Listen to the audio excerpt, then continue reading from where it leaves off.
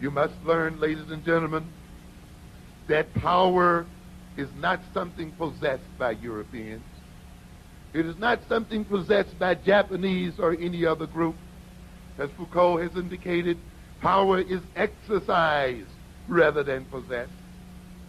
It is not the privilege acquired or preserved of the dominant class, but the overall effect of strategic positions. In other words, power comes out of the way people perceive each other and relate to each other, the way people organize, the way they interact with each other, the way they structure and stand by each other.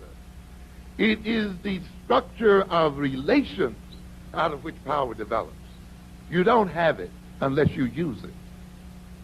I mentioned to you before how Martin Luther King, just by having Negroes stand in a straight line in front of a lunch counter, changed the dining habits of the South.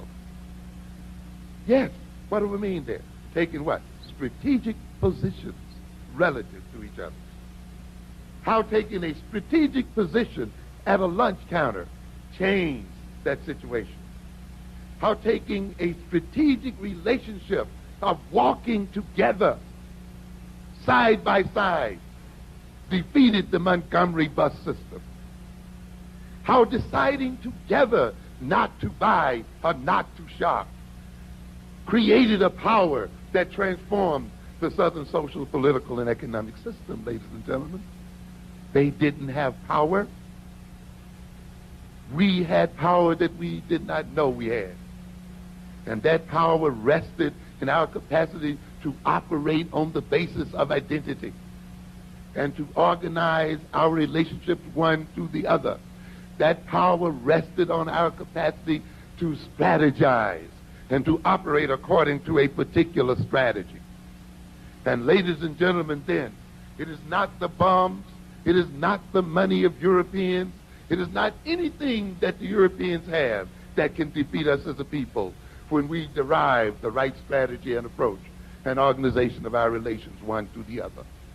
When we build those approaches upon our identity as African people, and we've had those who've indicated the road. The Honorable Elijah Muhammad indicated it very clearly in changing the taste of black people, in changing the way we talked and walked, the things we wore, and we'll elaborate on this a bit, and how then the money circulated its way back into the nation.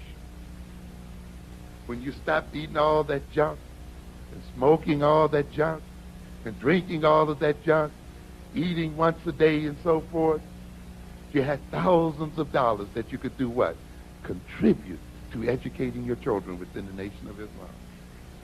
You had thousands of dollars that you could contribute to building up businesses and economic power in the world. You had a moral force that could change drug addicts and that could change criminals and that could transform families and so forth, ladies and gentlemen. It was there all the time.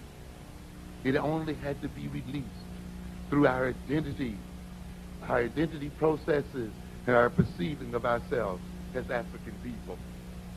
It is time now to build our nations.